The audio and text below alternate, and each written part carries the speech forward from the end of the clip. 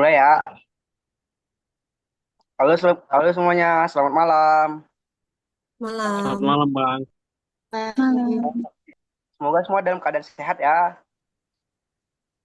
Nah, kami dari kelompok 5, kelompok mekanika fluida, ingin membawakan materi aplikasi statika fluida dalam keteknikan. Ada dua topik. Yang pertama, desain bendungan besar dan stabilitas tebing bendungan. Yang kedua, distribusi tekanan dan stabilitas konstruksi. Adapun anggota kelompoknya, yang pertama ada Anissa Saprilia, yang kedua ada Givan Kapus Putasari, Winaris Bagus Prayoga, Atifa Nur Prilia, Ahmad Mojo Nabawi, Ari Tripalepi, Aulia Idul Fitri. Sabila Salsabila Azuro. Boleh di next, Kak?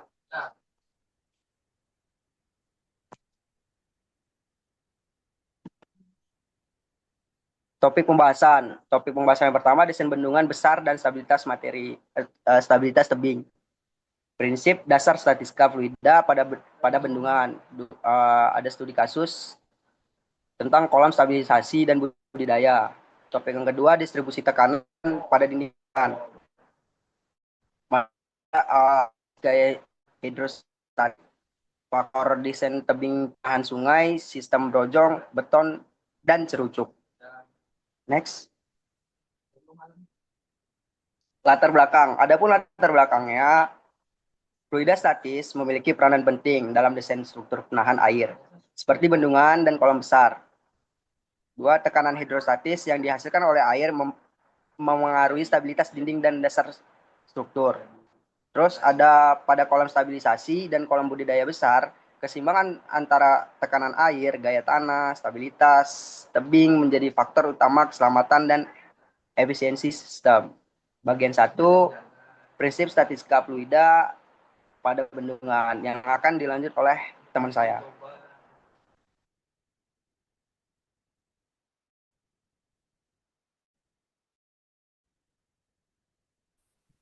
Oke, selanjutnya adalah desain bendungan besar. Yang pertama itu adalah tekanan hidrostatik pada bendungan. Nah, sebelumnya untuk tekanan hidrostatik itu adalah tekanan yang diberikan oleh zat cair atau air pada suatu titik di dalam cairan tersebut akibat beratnya sendiri. Nah, pada bendungan ini, tekanan bekerja pada dinding bendungan karena adanya air yang tertampung di belakangnya. Nah, untuk prinsip dasarnya yaitu P sama dengan rho GH, di mana P adalah tekanan hidrostatik, G adalah eh, percepatan gravitasi, rho adalah massa jenis air, dan H adalah kedalaman. Kemudian ada karakteristik tekanan. Nah, untuk karakteristik tekanan ini, yang pertama ada tekanan meningkat linear dengan kedalaman. Yang kedua ada gaya horizontal total, yaitu F sama dengan setengah rho G H kuadrat A, di mana A adalah lebar permukaan. Untuk titik gayanya yang pertama terletak pada sepertiga tinggi air dari dasar. Yang kedua, desain dinding harus menahan tekanan lateral air agar tidak terjadi longsor atau pergeseran. Selanjutnya adalah stabilitas bendungan. Nah, untuk stabilitas bendungan ini terdapat tiga, yaitu ada stabilitas terhadap guling, ada stabilitas terhadap geser, dan stabilitas terhadap daya dukung tanah. Yang pertama itu adalah stabilitas terhadap guling. Artinya bendungan tidak boleh terguling akibat tekanan air di satu sisi. Rumusnya adalah SF guling sama dengan momen penahan dibagi momen pengguling, di mana momen penahan itu adalah gaya berat bendungan dikali jarak titik berat ke titik putar. Kalau momen pengguling itu adalah tekanan air dikali jarak gaya air ke titik putar. SF itu adalah faktor keamanan. Untuk kriterianya yaitu SF guling lebih dari sama dengan 1,5 sampai 2, yang artinya di mana gaya penahan harus 1,5 sampai 2 kali lebih besar dari gaya yang menggulingkan. Yang kedua ada stabilitas terhadap geser, yang artinya bendungan tidak boleh tergeser oleh gaya horizontal air. Rumusnya adalah SF sama dengan gaya tahanan dibagi gaya dorong horizontal, di mana gaya tahanan adalah gaya gesek dasar ditambah gaya dari berat bendungan. Kalau gaya dorong horizontal yaitu tekanan air yang mendorong bendungan ke hilir.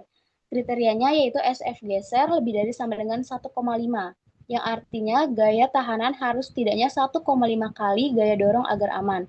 Yang ketiga adalah stabilitas terhadap daya dukung tanah, yang artinya tekanan di bawah bendungan tidak boleh melebihi kekuatan tanah. Syaratnya yang pertama adalah tegangan dasar kurang dari daya dukung tanah izin. Tanah tidak boleh jebol. Yang kedua, distribusi tegangan harus merata. Selanjutnya ada prinsip desain bendungan, ada faktor desain utama. Yang pertama ada tekanan air, yang kedua ada tekanan tanah, yang ketiga ada stabilitas tebing, yang keempat ada drainase dan rembesan, yang kelima ada konstruksi material. Selanjutnya adalah analisis. Next. Selanjutnya yaitu adalah analisis stabilitas tebing. Tujuannya yaitu untuk memastikan tebing tidak runtuh akibat tekanan air dan gaya geser tanah. Faktor yang dianalisa yaitu yang pertama ada berat sendiri tanah, yang kedua ada tekanan air pori, yang ketiga ada sudut geser dalam dan kohesi. Untuk faktor keamanan atau FS yaitu rumusnya adalah gaya penahan dibagi gaya penggerak. Untuk FS lebih dari sama dengan 1,5 untuk kondisi normal.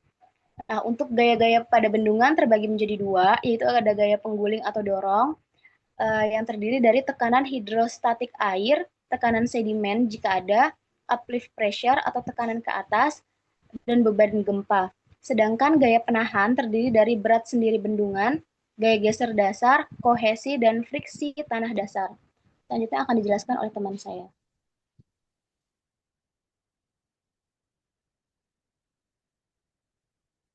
Nah, di sini ada studi kasus eh, dengan tema kolam stabilisasi pada pengolahan air limbah. Untuk fungsi kolam stabilisasi sendiri, yang pertama untuk pengolahan biologis air limbah, lalu yang kedua untuk sedimentasi partikel tersuspensi, dan yang ketiga degradasi bahan organik oleh mikroorganisme. Desain kolamnya sendiri itu mempertimbangkan volume air harian atau debit air limbah, lalu kedalaman untuk efektivitasnya itu 1 sampai 2 meter, dan yang terakhir daya tahan tanggul terhadap tekanan fluida. Nah, pertimbangan desainnya sendiri untuk eh, pada kasus ini untuk kedalamannya itu 1 sampai 2,5 meter, tekanan hidrostatiknya maksimal 25 kPa, lalu kemiringan tanggulnya itu 1:2 hingga 1:3. Lapisan kedap airnya itu geomembran atau clay liner. Nah, di sini ada contoh perhitungannya untuk Pmax itu Rho dikali G dikali H dengan angka 1000 dikali 9,81 dikali 2 sama dengan 19.620 PA. Nah, perlu di-note untuk dinding atau tanggul itu mampu menahan gaya horizontal seperti itu. Nah, untuk studi kasus di Indonesia sendiri ada dari kolam budidaya pesisir di Indramayu. Judul kasusnya sendiri yaitu kerentanan struktur kolam budidaya pesisir terhadap tekanan air dan kegagalan tanggul di Indramayu, Jawa Barat. Nah, latar belakangnya sendiri itu yang pertama wilayah pesisir Indramayu itu memiliki ratusan hektar kolam budidaya ikan dan udang. Sejak tahun 2010 sampai 2020, banyak kolam yang mengalami kerusakan tanggul akibat banjir rob atau banjir pasang dan penurunan tangga atau line subsidence. Nah, berdasarkan penelitian uh, oleh Lestari dan lainnya di tahun 2022 dalam jurnal Coastal Conversation, sekitar 8,5% kolam budidaya itu terendam banjir. Kategorinya itu V5 dan 71,3%-nya itu petambak mengalami ekonomi akibat. Nah, analis dari kami itu yang pertama ada di statika fluida dan stabilitas tebingnya sendiri. Yang pertama itu tekanan hidrostatik akibat naiknya muka air laut atau ROP sendiri meningkatkan gaya lateral pada tanggul kolam. Untuk perhitungannya itu F1/2 PGH atau rho gravitasi dikali tinggi. Untuk tinggi robnya itu kurang lebih 0,8 meter, F 3,40 N per M. Tanggulnya sendiri itu tidak dipadatkan dengan baik sehingga mengalami geser internal atau sliding dan erosi. Lalu kurangnya sistem drainase dan vegetasi menyebabkan kestabilan tebing berkurang. FS-nya itu kurang dari 1,5. Nah, upaya penanggulanannya sendiri atau penanganan sendiri yang kami sarankan itu yang pertama ada peninggian dan pemadatan tanggul, compact clay core. Lalu yang kedua ada lapisan pelindung geomembran atau batu itu yang dapat menahan erosi. Lalu penanaman vegetasi pantai atau mangrove belt sebagai peredam energi gelombang. Dan yang terakhir, mengadakan sistem drainase keliling kolam untuk mengurangi tekanan air pori. Selanjutnya akan dilanjutkan oleh teman saya.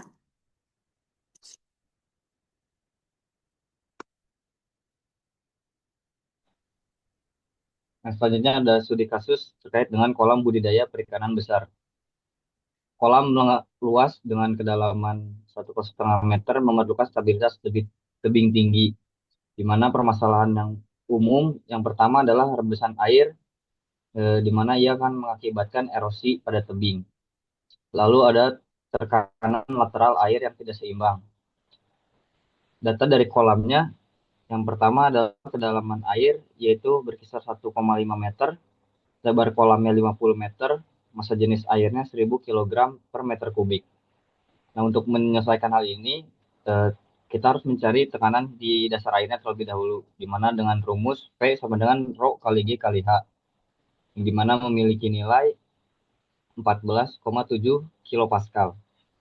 Setelah itu, kita mencari gaya panjang tanggulnya dalam satuan meter, dengan rumus F sama dengan setengah Rho G kali H kuadrat, di mana memiliki nilai sebesar 11 kilonewton per meter, dengan titik tangkap gaya dari dasar sebesar 0,5 meter.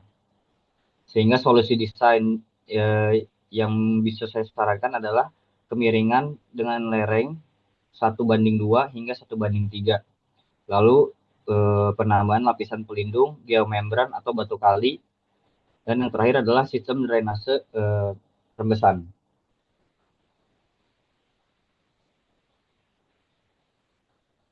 Next.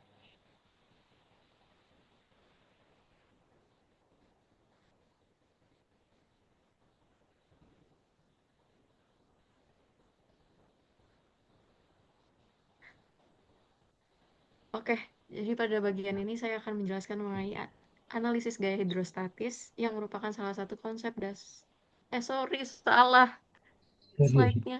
Masih lanjut. Oke, lanjut terkait Kita cut sama ya dengan nanti. terkait dengan kegagalan kolam budidaya dan stabilitas tebing di Kalimantan Utara. Dengan judul kasusnya yaitu kerusakan tanggul kolam budidaya dan penurunan produktivitas di kawasan pesisir Kalimantan Utara.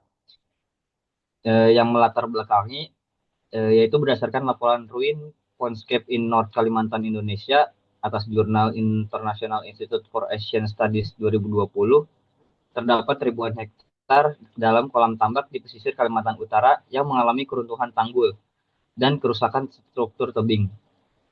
Penyebab utama terjadinya hal ini yaitu terkait dengan tekanan air rembesan atau seepage pressure dari dasar dan samping kolam, sehingga struktur tanah lempung lunak dan tidak stabil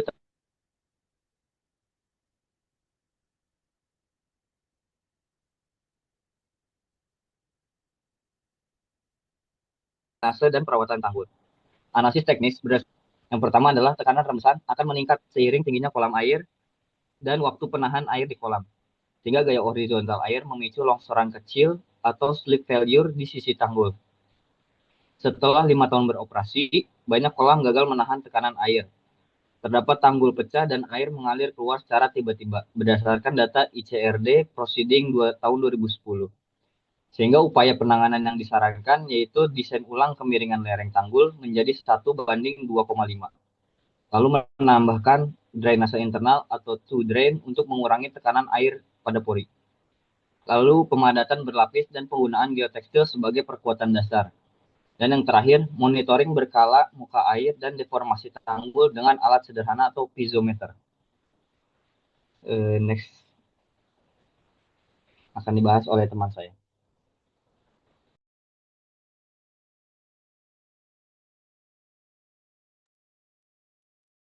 Oke, jadi pada bagian ini saya akan menjelaskan mengenai analisis gaya hidrostatis yang merupakan salah satu konsep dasar penting dalam perencanaan bangunan air seperti bendung, tangki, atau pintu air. Nah, jadi gaya hidrostatis ini adalah gaya total yang diberikan oleh fluida diam pada suatu permukaan yang terendam. Gaya ini selalu bekerja secara tegak lurus ke permukaan dan besarnya mengikuti distribusi yang linear terhadap kedalaman. Artinya, semakin dalam suatu titik berada di dalam air, semakin besar tekanannya. Nah, untuk menghitung gaya hidrostatis digunakan rumus F sama dengan rho atau massa jenis fluida dikali G atau percepatan gravitasi dikali Hc atau kedalaman sentroid permukaan yang terendam dikali A atau luas permukaannya. Nah, selain besar gaya, kita juga harus mengetahui di mana gaya tersebut bekerja. Titik kerja gaya ini disebut pusat tekanan. Berbeda dengan sentroid, pusat tekanan selalu berada sedikit lebih dalam daripada sentroid bidang terendam. Hal ini terjadi karena tekanan air meningkat seiring dengan bertambahnya kedalaman. Next.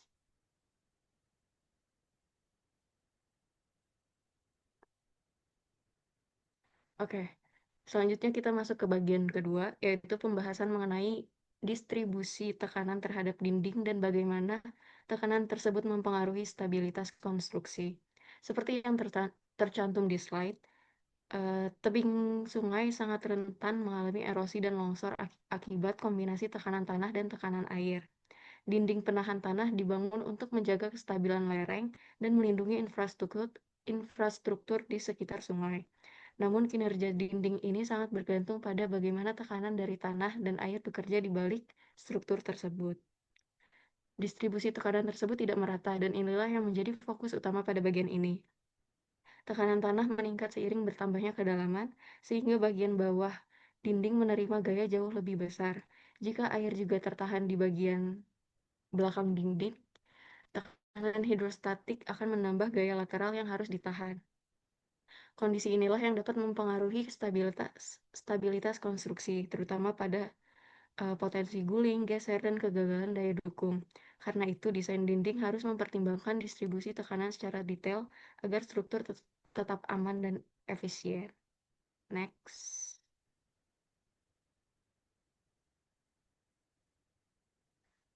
Oke, jadi setelah memahami bagaimana tekanan bekerja pada dinding, sekarang kita masuk ke pembahasan berikutnya, yaitu fungsi utama dinding penahan tanah, khususnya di kawasan sungai. Dinding penahan tanah memiliki peran penting untuk menjaga kestabilan tebing, terutama di area yang rawan erosi dan longsor. Struktur ini juga berfungsi untuk melindungi area di belakangnya, ya seperti jalan, permukiman, atau fasilitas publik dari potensi pergerakan tanah. Selain itu, dinding penahan tanah berfungsi sebagai penghalang agar erosi akibat aliran sungai tidak menggerus lereng, sehingga kontur tebing tetap stabil dan tidak membahayakan lingkungan sekitar. Nah, selanjutnya kita masuk ke jenis-jenis tekanan yang bekerja pada dinding penahan tanah. Yang pertama itu ada tekanan tanah aktif atau PA. Nah, tekanan tanah aktif ini terjadi ketika tanah di belakang dinding cenderung bergerak menjauhi dinding. Kondisi ini biasanya terjadi pada dinding yang relatif fleksibel atau dinding yang mengalami pergeseran kecil ke arah luar. Secara umum, tekanannya dapat dihitung dengan rumus yang ada di slide. Yang kedua itu ada tekanan tanah pasif atau PP. Tekanan tanah pasif ini terjadi ketika dinding bergerak mendesak tanah, misalnya saat struktur terdorong ke belakang. Nilai tekanannya jauh lebih besar daripada tekanan aktif. Namun dalam desain dinding penahan tanah, tekanan pasif jarang digunakan sebagai penahan utama, karena dinding biasanya tidak didesain untuk menahan tekanan sebesar itu, kecuali dalam kondisi tertentu. Jenis tekanan yang ketiga adalah tekanan tanah diam atau KO. Nah, jadi tekanan tanah diam ini terjadi ketika dinding tidak bergerak sama sekali. Kondisinya benar-benar stabil atau sangat kaku. Tekanan ini biasanya digunakan dalam perencanaan struktur yang rigid seperti dinding beton bertulang yang tidak mengalami deformasi signifikan. Okay, next.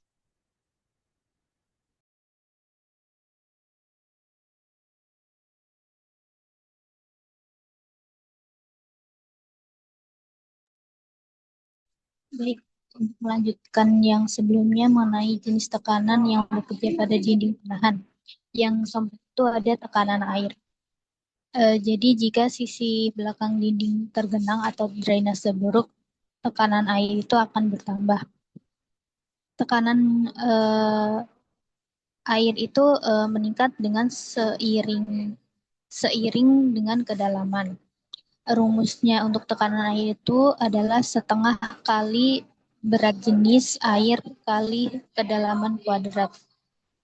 Jadi jika drainase buruk, tekanan air bisa menumpuk. Jadi resikonya nanti dinding bisa retak, miring atau runtuh. Yang kelima ada tekanan air dari aliran sungai. Pada banjir atau aliran deras, tekanan tambahan bekerja pada permukaan dinding.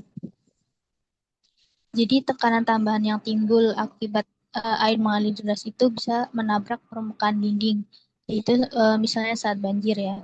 Lalu besarnya tekanan tersebut tergantung kecepatan aliran dan kedalaman.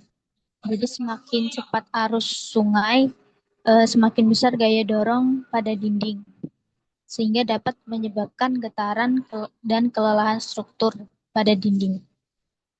Selanjutnya, ada tekanan akibat scoring atau gerusan. Jadi aliran sungai dapat mengerus kaki dinding, sehingga menurunkan daya dukung bagian bawah struktur.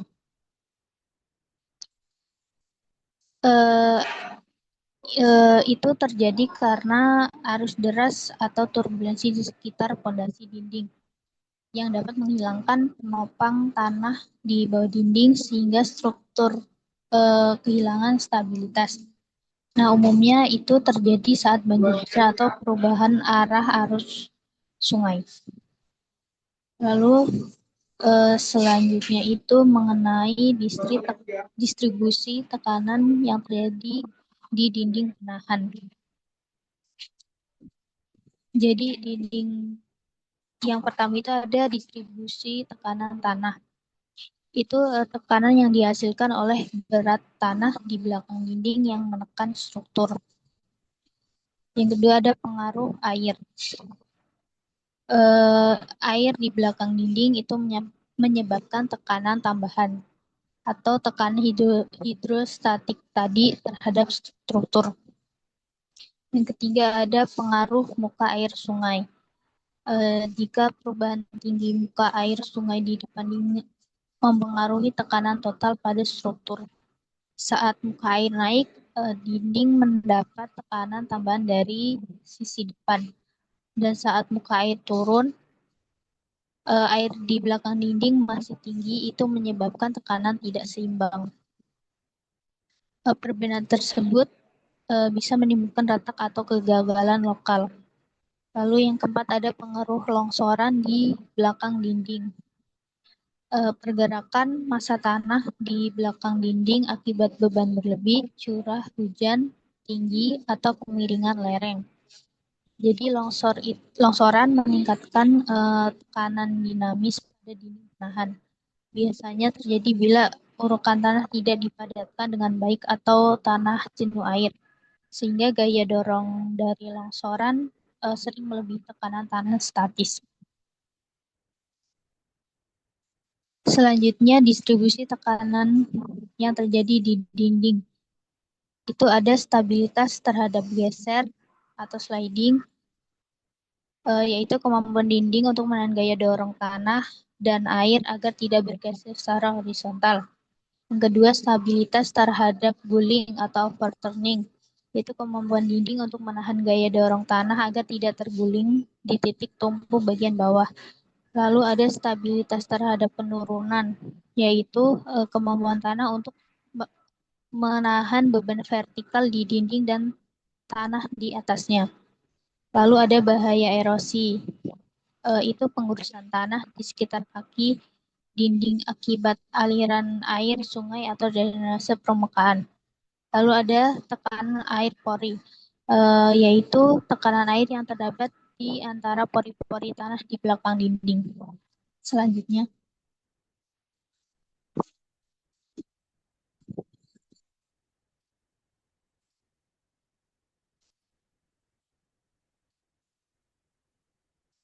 Nah, selanjutnya itu ada faktor-faktor penting dalam desain tebing penahan. Yang pertama ada sifat tanah. Sifat tanah menentukan besar tekanan lateral dan kapasitas daya dukung. Lalu tinggi dinding dan kemiringan tebing. Semakin tinggi, semakin besar tekanan total. Lalu muka air tanah dan drainase. Itu bisa meningkatkan tekanan pori sehingga menambah daya dorong. Lalu beban tambahan di atas tebing. Itu seperti beban kendaraan, bangunan atau getaran yang dapat menambah tekanan lateral.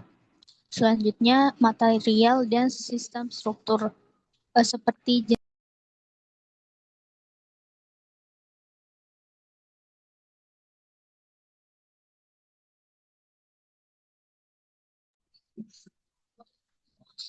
maaf. Selanjutnya itu ada material dan sistem struktur. Itu seperti jenis bronjong, beton atau tanah atau cerucuk. Lalu perawatan dan umur struktur. Itu penting untuk menghindari kerusakan akibat erosi, korosi, atau pergerakan tanah. Selanjutnya dijelaskan oleh teman saya.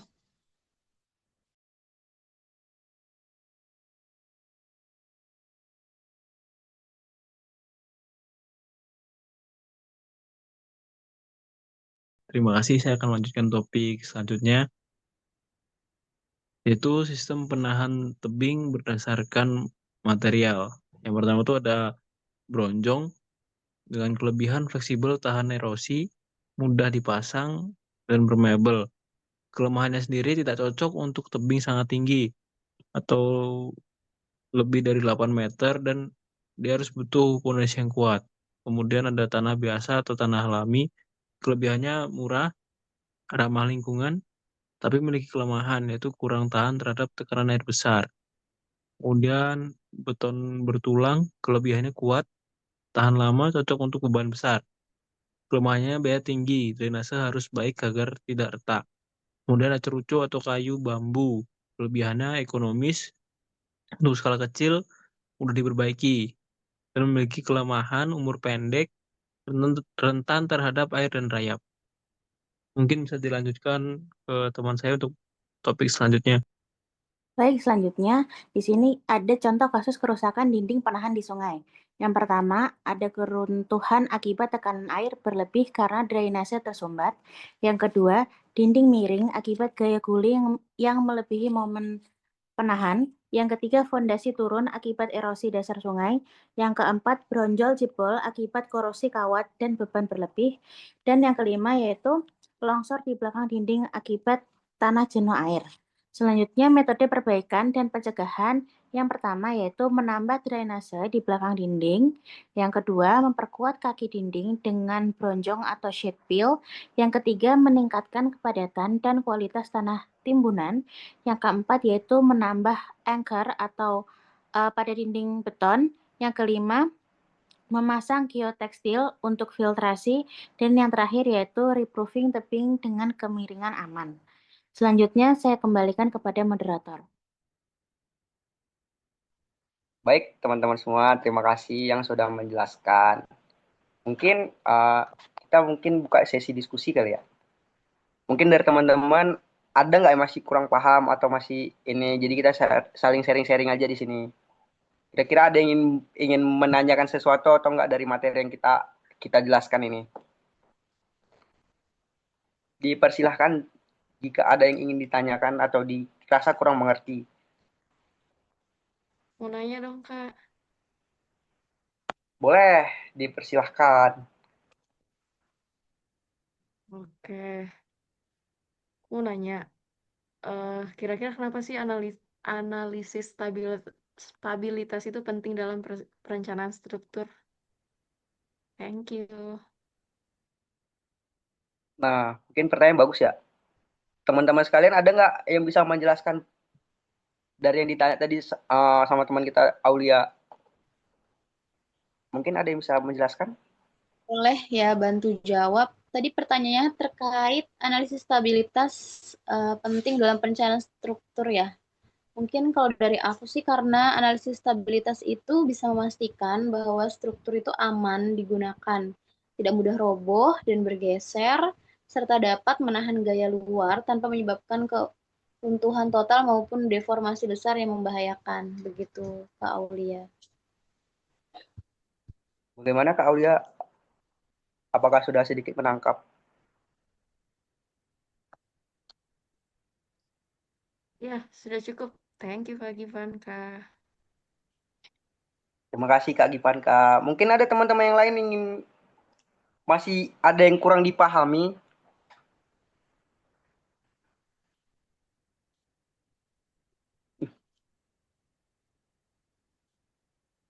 Halo teman-teman, ada yang ingin ditanyakan atau sudah kita cukupkan? Mau nanya dong, Dipersilakan Kak Anissa. eh, mau nanya untuk perbedaan antara rembesan atau seepage dan kebocoran atau leakage itu pada bendungan itu apa sih? Bisa dijelasin nggak? Baik, Boleh, boleh. teman-teman Eh, ada yang menjelaskan? Oh, dipersilakan boleh Mas saya Ariel. bantu jelasin sedikit ya? Oh ya. Boleh, ya, silakan. Tadi terkait dengan rembesan atau seepage sama kebocoran atau leakage ya. Itu hanya kalau rembesan atau seepage itu dia aliran air yang kecil tapi masih ada dalam batas aman, terus bisa dikontrol melalui sistem drainase. Untuk kebocoran sendiri atau leakage itu aliran air yang besar yang sulit dikontrol dan berpotensi menyebabkan erosi internal atau piping sehingga eh, nantinya bisa apa ya, gagal dalam apa ya, mengolah bendungannya. Jadi kebocoran itu nanti sulit dikontrolnya dan menyebabkan kecelakaan yang mungkin bisa fatal gitu. Bagaimana Mbak Oh, Nisa? oke.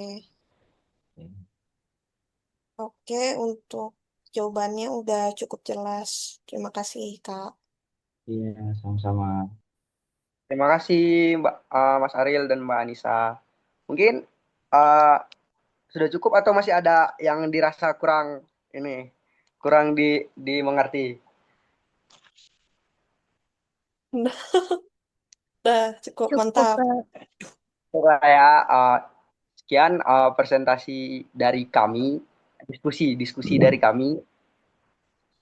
Lebih dan kurangnya kami mohon ampun kepada Allah Subhanahu wa taala. Sekian, Assalamualaikum warahmatullahi wabarakatuh. Waalaikumsalam.